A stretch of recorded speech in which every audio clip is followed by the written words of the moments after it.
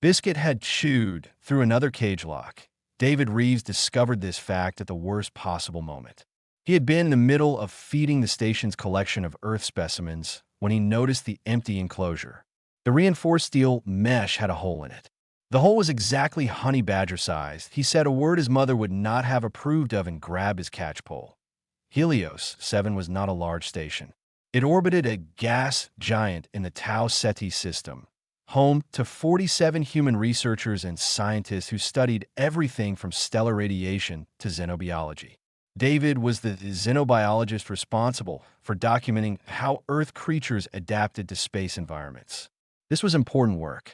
The galactic community had only recently accepted humanity, and everyone wanted to know more about the strange Deathworld species that had somehow developed interstellar travel. David's collection included several reptiles, a family of rats, 2 cats named Professor and Doctor, and 1 honey badger named Biscuit. Biscuit was the problem. She had been rescued as a kit from a wildlife trafficking operation in South Africa. David had raised her, studied her, and eventually received special permission to bring her to space. Honey badgers were perfect subjects for adaptation studies. They were tough, aggressive, and seemingly immune to everything from bee stings to snake venom. Scientists wanted to understand how their biology worked. What the scientists had not understood was that Biscuit would escape from every single enclosure they designed. She had broken out 17 times in the past year. She had terrorized the cafeteria twice. She had bitten 3 engineers and 1 very unfortunate plumber who had been trying to fix a toilet.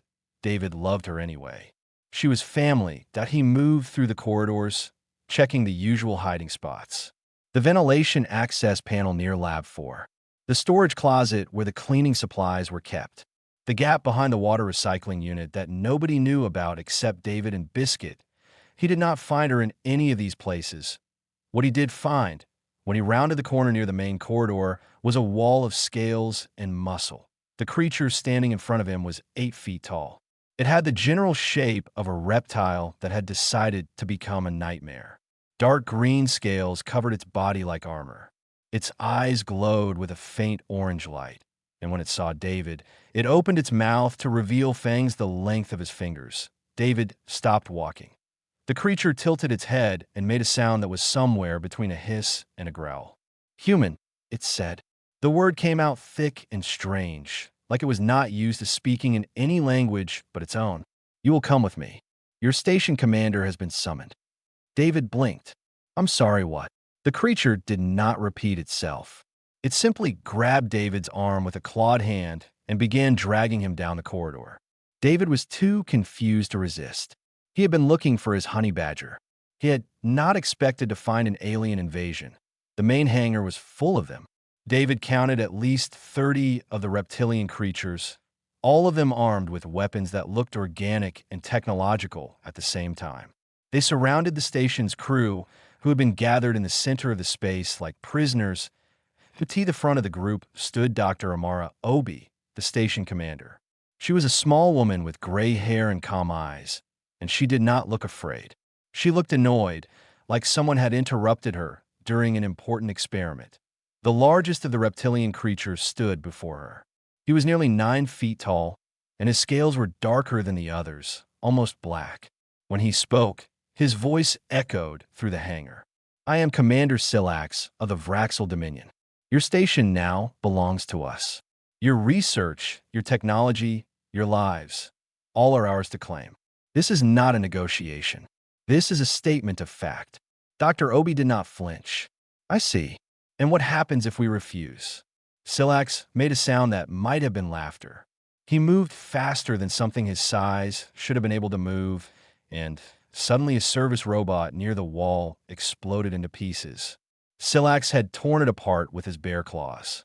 "That is what happens," he said. "Every species we have encountered has learned the same lesson. Fear is the only truth in this galaxy. Those who fear survive. Those who do not die. Your species will learn this lesson as all others have." He waited. The Vraxel waited. They expected screaming. They expected begging. They expected the humans to fall to their knees and plead for mercy. Doctor Obi looked at the destroyed robot, then back at Silax. That robot was 3 months old. I hope you plan to replace it. Silax's orange eyes flickered with something that might have been confusion. This was not how Prey behaved. He had conquered 17 star systems. He had watched entire civilizations crumble before him simply because his species had arrived. The Vraxel were apex predators. Every creature in the galaxy knew this. Yet this small human woman was looking at him like he was an inconvenience. "You do not understand your situation," Silax said slowly. "We are the Vraxel. We are fear itself. No species has ever stood against us." "I understand perfectly," Dr. Obi replied. "You're very scary." "Noted. Now, I need to contact Earth before I can respond to your demands. I assume you'll grant us time to consult with our government." Silax stared at her for a long moment. Then he made the laughing sound again. "You are either very brave or very stupid, human. I will grant you one rotation of this planet. Use it well. When I return, I expect submission." He turned and walked away, his warriors following. They left guards throughout the station, massive reptilian sentinels who watched the humans with hungry eyes. David stood at the edge of the crowd, still holding his catch pole. He had not said a word during the entire confrontation. His mind was still stuck on one very important fact. Biscuit was loose somewhere on this station. Biscuit, who had never met a creature she would not attack. Biscuit, who had once fought a cobra and won. Biscuit, who did not understand the concept of fear. David looked at the Vraxel guards, at their fangs and claws and armored scales. He thought about what Biscuit would do if she encountered one of them, that he should probably warn someone. Then again, maybe he should find Biscuit first. He slipped away from the crowd and headed back toward the biology section. Behind him, Dr. Obi was already organizing the crew, her calm voice cutting through the fear. She would handle the politics. David had a more immediate problem. Somewhere on the station, a honey badger was about to meet aliens for the first time. David walked faster. The Vraxel warrior named Thesic had killed 47 sentient beings in his lifetime. He had torn apart soldiers and scientists, warriors and civilians. He had bathed in the terror of a dozen species, watched the light of hope die in countless eyes. Fear was his weapon, and he wielded it with the precision of a master craftsman. When prey saw him coming, they ran. When they could not run, they begged. This was the natural order of things. When he walked into the biology section of the human station and found a single human standing calmly beside a row of cages, Thesic felt a familiar surge of anticipation. This one would scream. They always did, eventually. "Human," he growled. "What is this place?" The human turned around. He was average height, with brown skin and short dark hair. He wore a simple uniform with the words Xenobiology Division printed on the chest. In his hands, he held a long pole with a loop at the end. "This is the biology lab," the human said. His voice was calm, almost distracted. "I am David. I study earth animals." Thesic looked around the room. There were dozens of enclosures, each containing different creatures. He saw reptiles basking under heat lamps, small furry things running on wheels, and two larger furry things that watched him with narrow eyes. "These are the beasts of your homeworld?" Thesic asked. He was curious despite himself. The Vraxel had heard rumors about Earth, whispers that it was a dangerous place, a world where even the prey had teeth. He had dismissed these stories as propaganda. Humans were soft. Everyone knew this. Some of them, David said. Most Earth animals wouldn't survive in space. These are the ones that adapt well. Thesic walked along the row of cages. The creatures inside watched him. Some fled to the corners of their enclosures. Others simply stared. None of them looked particularly threatening. Then he stopped in front of a cage that was different from the others. It was reinforced with extra steel mesh. Warning labels covered every surface. The biggest label read, "Extreme caution. Do not open without authorization." Inside the cage, something moved. It was small. Thesic estimated it weighed perhaps 12 kilograms at most. It had thick black and silver fur, small round ears, and tiny dark eyes. As he watched, the creature rose onto its hind legs and pressed its paws against the mesh. Then it opened its mouth and made a sound that Thesic had never heard before. It was somewhere between a snarl and a scream, a noise of pure rage compressed into a body too small to contain it. The creature threw itself at the mesh, claws scraping against the metal. It was trying to attack him. Through the cage, through the warnings, through all common sense. Thessic had faced warriors 3 times his size. He had killed creatures with venomous fangs and armored hides. He had never seen anything look at him with such complete and total fury, and he laughed. "This," he said, pointing at the cage, "this tiny thing requires extreme caution." David had stopped what he was doing. He was watching Thessic with an expression that was hard to read. "That's Biscuit. She's a honey badger." "A what?" "A honey badger. They're from Earth. From Africa, specifically." Thessic looked at the creature again. It was still trying to claw through the mesh to reach him. Its eyes held no fear, no hesitation, no recognition that he was 100 times its size. Just hate. "Pure barningate." "What does it do?" Thessic asked. "Why the warnings?" David set down his pole and walked over to stand beside the cage. The creature, Biscuit, immediately stopped attacking the mesh and turned toward him instead, but did not attack. It simply watched him, still growling low in its throat. "Honey badgers are predators," David said. "Small ones, but extremely aggressive. They hunt venomous snakes. They steal food from lions. They break into beehives and eat everything inside, including the bees. Their skin is so thick and loose that if something bites them, they can twist around inside their own skin and bite back." Thessic listened. This was interesting, but not impressive. So it is tough. Many creatures are tough. That does not explain the warnings. The warnings are there because honey badgers don't feel fear the way other animals do, David said. He looked at Thessic directly. Their brains don't process threats normally. When they see something bigger than them, something dangerous, they don't run. They attack. Every time. They cannot help it. Thessic tilted his head. "That is stupid. That would get them killed." "You would think so," David agreed. "But it doesn't. Because they're so aggressive, most predators learn to leave them alone. It's not worth the fight. A lion can kill a honey badger, sure, but the honey badger will take out an eye first. Maybe two. Most predators decide the meal isn't worth the injury." The Vraal warrior looked at the small creature in the cage. It was still staring at him, still growling, still waiting for a chance to attack.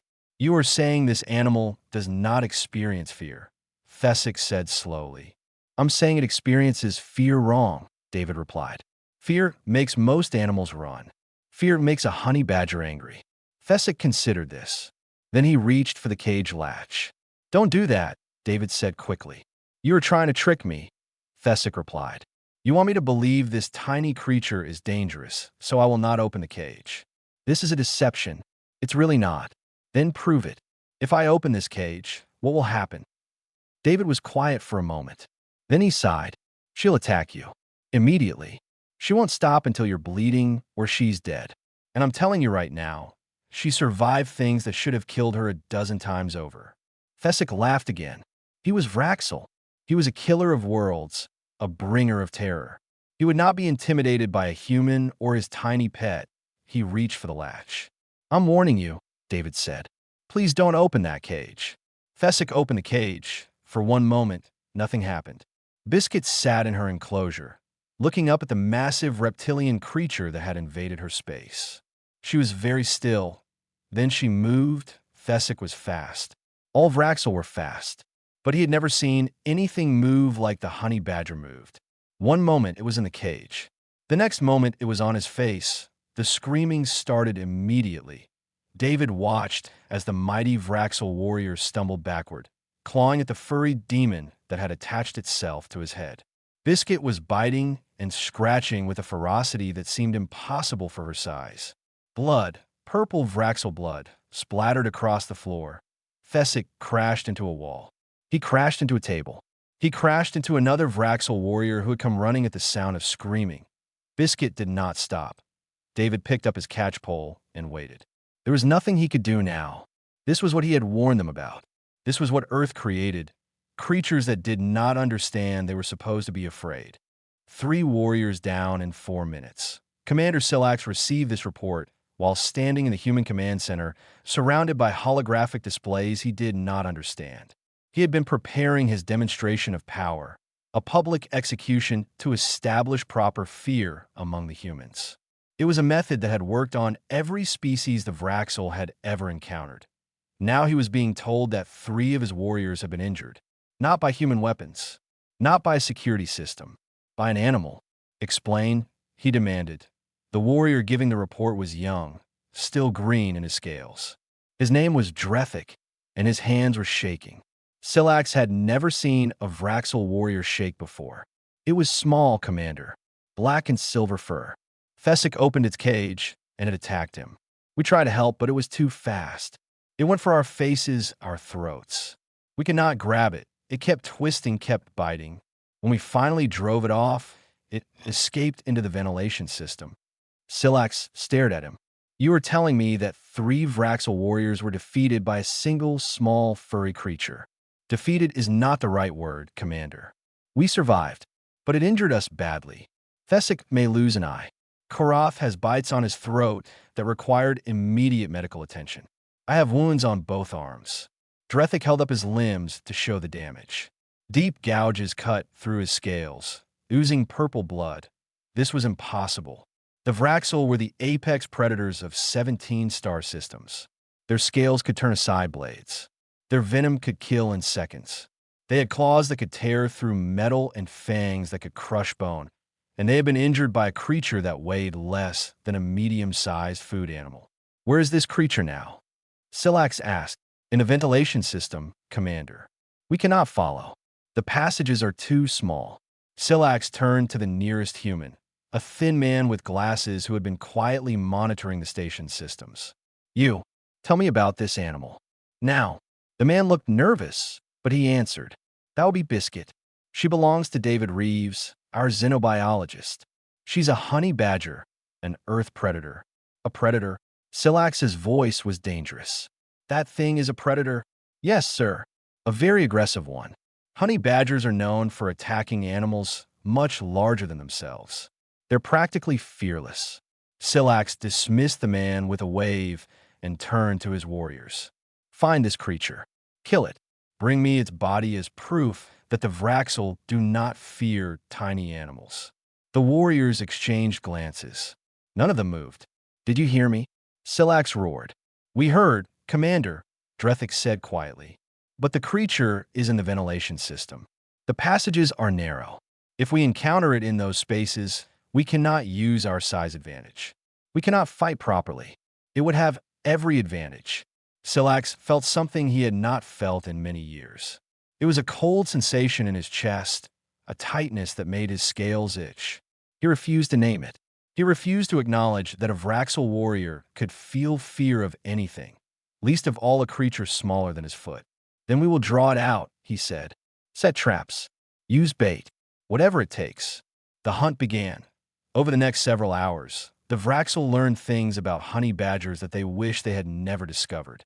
They learned that Biscuit could fit through any opening larger than her skull. They learned that she could dig through insulation and chew through wiring. They learned that she could move in complete silence when she chose to, appearing from nowhere to strike and then vanishing again. They learned that she was smart. Silax stationed guards at every ventilation access point. Biscuit attacked them from behind, dropping from ceiling panels they had not known existed. He set up baited traps with food stolen from the human cafeteria. Biscuit destroyed the traps and ate the food, leaving only scattered wreckage and what the humans called contemptuous droppings. She was not just fighting them. She was hunting them. The reports became worse as time passed. A warrior named Vask was found unconscious in a storage room, his face covered in scratches. 2 warriors assigned to guard the engineering section heard strange noises and opened fire on shadows, but the shadows were faster. When backup arrived, both warriors were bleeding from dozens of small wounds. Silax gathered his remaining warriors in the main hangar, where the humans still waited under guard. He needed answers. Bring me the human who owns this creature, he commanded. David Reeves was brought forward. He looked tired, but not afraid. None of the humans looked properly afraid. Silax noticed with growing frustration. Even now, surrounded by alien warriors, they watched him with wary curiosity rather than terror. Your animal, Silax said. How do I kill it? David considered the question. You probably can't. I mean, you could, theoretically. She's small. She can die like anything else. But you'd have to catch her first, and she's been evading trained handlers since she was 6 months old. In an enclosed space like this station, with ventilation access and plenty of places to hide, she could stay loose for months. Then how do you catch her? I wait for her to come to me, David said. She trusts me. Eventually she gets hungry or bored and comes back. But that only works because she knows I won't hurt her. Silax leaned down until his face was level with the humans. His fangs were centimeters from David's skin. Any other species would have fainted from terror at this proximity to a Vraxel warrior. David just looked at him. You will catch this creature for me, Silax said, or I will kill every human on this station. That won't help, David replied calmly. If you kill us, there's no one left who can catch her. She'll just keep attacking your warriors until there are none left, or until you leave. Silax wanted to tear this human apart. He wanted to feel bones break beneath his claws. But something stopped him. Something in the human's eyes, in the way he spoke, suggested that he was not bluffing. What do you suggest? Silax asked through clenched fangs. I suggest you leave Biscuit alone, David said. Focus on whatever you came here to do. She'll calm down eventually if she doesn't feel threatened. But if you keep hunting her, she'll keep hunting you. That's how honey badgers work. They don't stop. Before Silax could respond, an alarm sounded from somewhere in the station. Another warrior's voice came through the communication system, high-pitched and panicked. Commander, it's in the armory. It's destroying everything. Silax closed his eyes. When he opened them again, the human was still standing there, still calm, still utterly unafraid. How many of these creatures exist on your world? Silax asked quietly. Honey badgers specifically? Thousands. Maybe tens of thousands. David paused. If you're asking about aggressive, fearless predators in general, Earth has millions.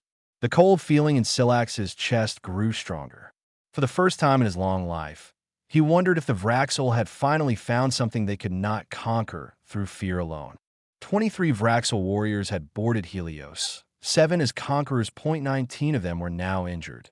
Commander Silax reviewed the casualty reports in what had become his command post, a secure room in the center of the station with only one entrance, guarded by 4 warriors at all times. The door was sealed.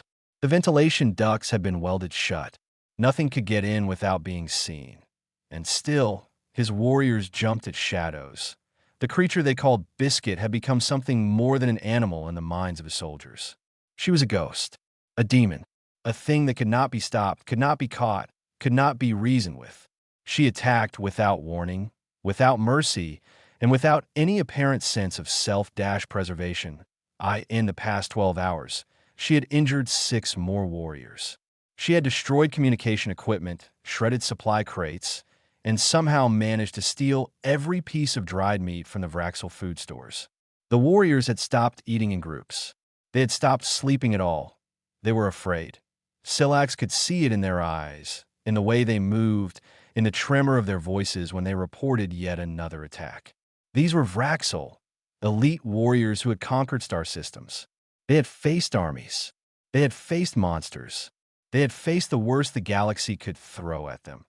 They had never faced something that smiled while it bled. He had seen the recordings. In one attack, a warrior had managed to slash the creature with his claws. Any normal animal would have fled from such a wound. Biscuit had looked at the blood running down her side, looked at the warrior who had injured her, and then attacked with even greater ferocity. She had taken his eye before the others could pull her off. She did not seem to understand that she was supposed to die, that a knock came at the door. Silax tensed, then forced himself to relax. Ghost did not knock. Enter. The human called David Reeves walked in, escorted by 2 nervous warriors. He was carrying a small container of food and what looked like a heavy blanket. I brought supplies, David said, in case I find her. Silax studied the human. He was not large. He was not armed. He was not, by any reasonable measure, dangerous. And yet he moved through the station freely while Vraxel warriors huddled in guarded rooms. Explain something to me, Silax said. You keep this creature as a companion. You share your living space with it. You feed it from your own stores. Why? David thought about the question. She's family. Family? This thing that attacks everything it sees. She doesn't attack everything, David said. She attacks things that threaten her, or things that get between her and food, or things that startle her, or things she doesn't like the smell of. He paused. Okay, she attacks most things, but not me. Never me. Why not you? Because I raised her. I've been with her since she was small enough to fit in my pocket. She knows I won't hurt her, and she knows I'll always come back for her. David set down his supplies and looked at Silax directly. That's how you survive Earth. You find the things that want to kill you, and you make them family instead. Silax felt a chill that had nothing to do with the station's temperature. What do you mean, survive Earth? Your species uses fear as a weapon, David said. You're predators. Everything runs from you. On Earth, everything is a predator. The plants are predators. The insects are predators. The water is full of predators. We have fish that can strip the flesh from your bones in seconds. We have birds that hunt with their feet. We have parasites that live inside your eyes. He said all of this in the same calm tone he might use to describe the weather. Humans are not the strongest things on Earth, David continued. We're not the fastest. We don't have claws or fangs or venom. What we have is this. He tapped his head. We learned to think. We learned to cooperate. And we learned to make friends with the things that wanted to eat us. That is insane. That's survival. 100,000 years ago, wolves wanted to kill us. Now they're dogs. They sleep in our beds and protect our children. We did the same thing with horses, with cattle, with cats. We took predators and made them partners. David smiled slightly. Biscuit isn't tame. She'll never be tame. But she's mine, and that means something. Silax was quiet for a long moment. Then he asked the question that had been building in his mind since the first attack. What else is on your planet? What other creatures does Earth produce? David's smile faded. He looked almost sad. Do you really want to know? Yes. There's a creature called a hippo. It weighs 2,000 kilograms and kills more humans than lions do. There's a fish called a great white shark that can smell blood from kilometers away. There are insects smaller than your claw that carry diseases capable of killing millions. There's a jellyfish with venom so powerful that touching it can stop your heart in minutes. He paused, watching Silax's face. There are crocodiles that have remained unchanged for millions of years because evolution couldn't improve on their design for killing. There are birds that eat bones. There are snakes that can swallow animals larger than themselves. There are bacteria that can survive in boiling water, in frozen ice, in a vacuum of space. Silax's scales had gone pale. His warriors were listening now too, their faces showing expressions he had never seen on Vraxel before. And then there are humans, David said quietly. We came from that world. We survived that world. We didn't do it by being the scariest thing in the room. We did it by being too stubborn to die. A sound came from somewhere in the station. It was distant, echoing through the corridors. A high-pitched chattering noise followed by something that might have been a scream. Silax and his warriors reached for their weapons. David just picked up his supplies and headed for the door. That sounded like she found your food storage again, he said. I'll go see if I can calm her down. He walked out into the corridor without fear, without hesitation, without any weapon except a blanket and some treats. Silax watched him go. For the first time in his life, the commander of the Vraxel Dominion wondered if his species had made a terrible mistake in coming to this station. Dr. Amara Obi had not slept in 36 hours. This was not because of fear. She had grown up in Lagos, survived 3 civil conflicts, earned 2 doctorates, and commanded a space station for 5 years. Fear was something she had learned to set aside when there was work to be done. She had not slept because she was fascinated. The Vraxel were falling apart.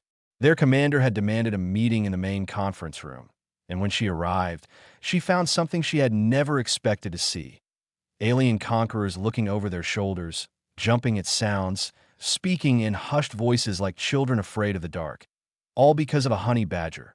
Silax sat at the head of the table. He was still massive, still covered in armored scales, still possessed of enough strength to tear her in half without effort. But his eyes had changed. The arrogance was gone. In its place was something that looked almost like respect, or maybe it was fear. Explain your world to me, Silax said without greeting. I need to understand. Dr. Obi sat down across from him and folded her hands on the table. What would you like to know? Everything. How does a species like yours survive on a planet like that? How do you function knowing that everything around you wants to kill you? We adapt, she said simply. Humans are very good at adaptation. It's our primary survival trait. Silax shook his head. That is not enough. My warriors adapt. All predators adapt. But you do not just survive your world. You thrive on it. You spread across it. You built civilizations while surrounded by creatures like that animal. Biscuit. Yes, that thing. Dr. Obi smiled slightly. The answer is complicated, Commander. But if I had to simplify it, I would say this. Humans learned very early that we could not fight everything. We are not the biggest, not the strongest, not the fastest. So we became the smartest. We learned to predict danger, to avoid it when possible, and to face it together when avoidance was not an option. Together, Silax repeated. You mean cooperation? I mean more than that. I mean trust. I mean sacrifice. I mean love, if you want to use that word. She leaned forward. Do you know why David's honey badger does not attack him? Because he has earned her trust. He has fed her, protected her, cared for her when she was sick. She knows that he is not a threat. More than that, she knows that he is hers. Hers. Honey badgers are possessive. They claim territory, claim food sources, claim anything they consider valuable. David has made himself valuable to her. She protects him the same way she would protect a cache of food or a nest. Silax was quiet. Dr. Obi could see him processing this information, trying to fit it into his understanding of the galaxy. The Vraxel use fear, he said finally. It is our way. We are stronger than other species, more dangerous, more violent. When they see us, they submit or they die. This is how we have always operated. And how has that worked for you? His eyes narrowed. It has given us 17 star systems. It has made us the dominant power in this sector. Has it given you allies? Friends? Partners who fight beside you because they want to, not because they are afraid. The silence that followed was answer enough. Before Silax could respond, the conference room door opened. David walked in, and he was not alone. Biscuit was draped over his shoulders like a scarf, her small body wrapped around his neck. She was making a sound that Dr. Obi had learned to recognize, a low, contented humming that meant she was calm. Happy, even. The Vraxel warriors in the room went rigid. Hands reached for weapons. Bodies tensed for combat. Relax, David said. She's fine. She just needed to eat and rest. She gets cranky when she's hungry. He scratched behind Biscuit's ear, and the humming grew louder. Don't we all? Silax stared at the human and the creature with an expression that might have been horror. How are you doing that? She has injured 19 of my warriors. She has caused more damage to my forces than entire armies have managed. And you are carrying her like a pet. She is a pet, David said. My pet. My friend. My family. He sat down in an empty chair, Biscuit still wrapped around his neck. That's the thing you don't understand, Commander. We don't survive by being the scariest thing in the room. We survive by being the thing that other scary things want to protect. He reached into his pocket and pulled out a piece of dried meat.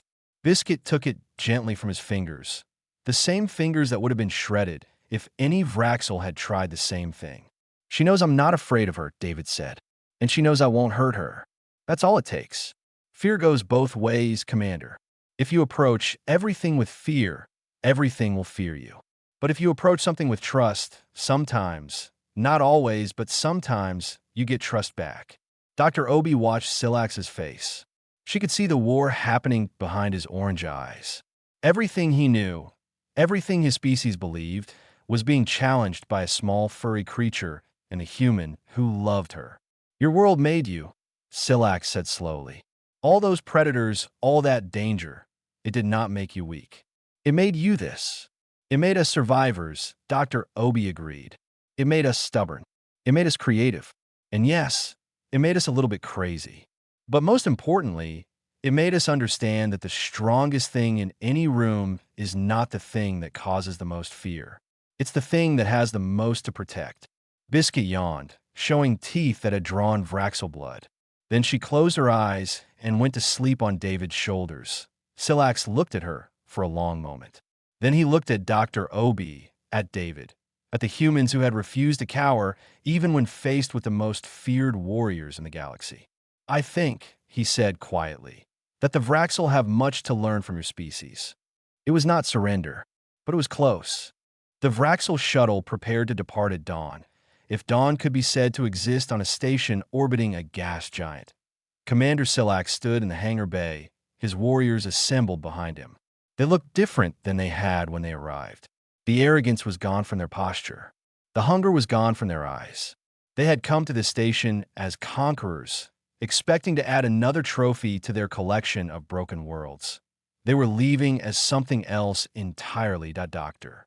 Obi stood across from them, flanked by her crew. David was there too, Biscuit sleeping in a carrier strapped across his chest. The honey badger had calmed down considerably once she realized the Vraxel were no longer trying to catch her.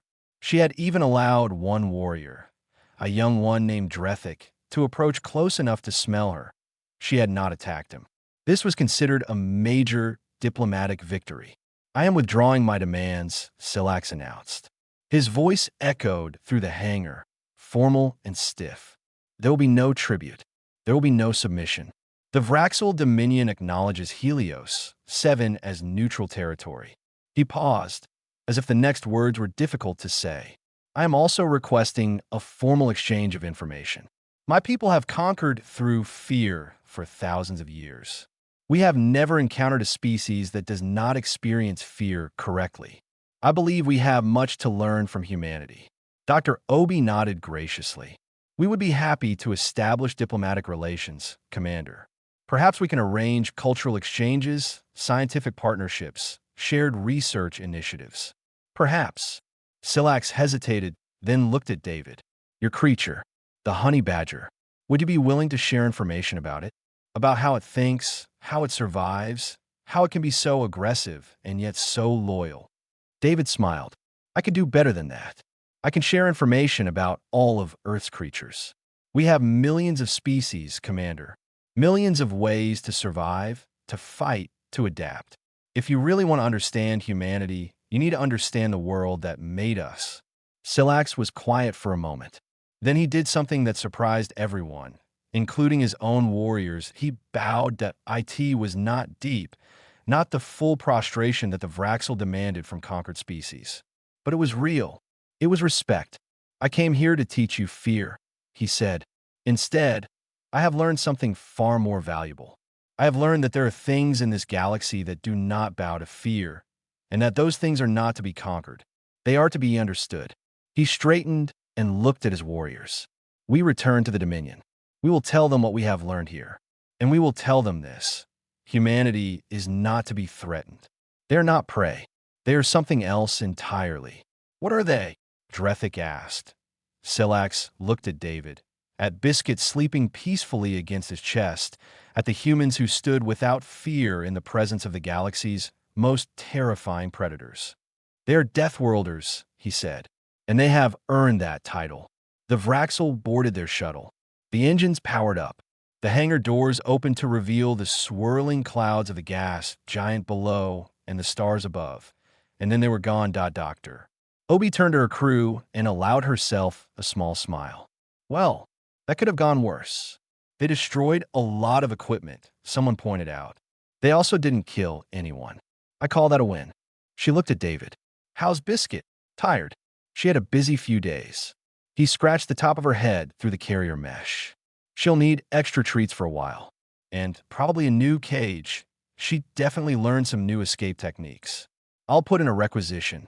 Dr. Obi started walking toward the exit, her crew following. "In the meantime, I need to send a report to Earth. They're going to want to know about this." "What are you going to tell them?" She considered the question. "I'll tell them that first contact with the Vraxel Dominion was successful. I'll tell them that we established diplomatic relations through a combination of calm negotiation and biological warfare. Biscuit is not biological warfare. Try telling that to the 19 warriors she injured." Dr. Obi smiled again, wider this time. "Don't worry, David.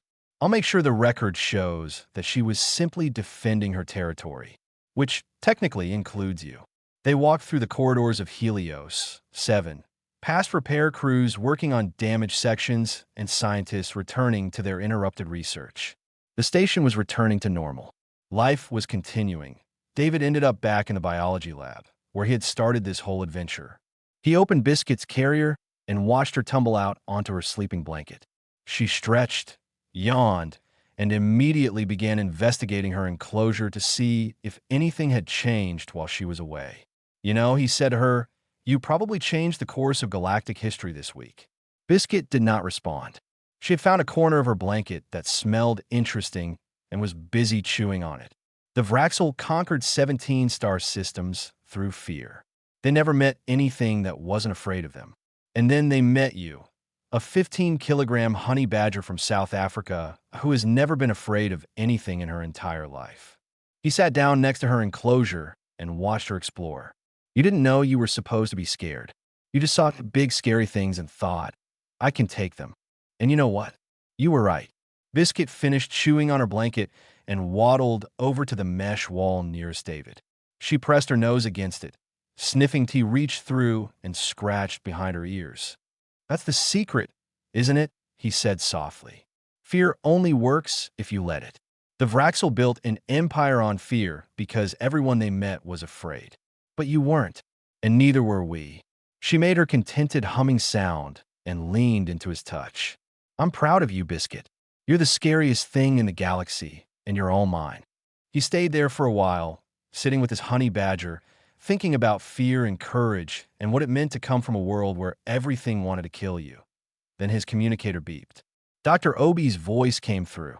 "David, we're getting reports that Biscuit's carrier was empty when you returned to your quarters. Please tell me she's with you." He looked at the enclosure. The door was closed. The locks were secure. The enclosure was empty. "Damn it," he said, and reached for his catch pole. Some things never changed.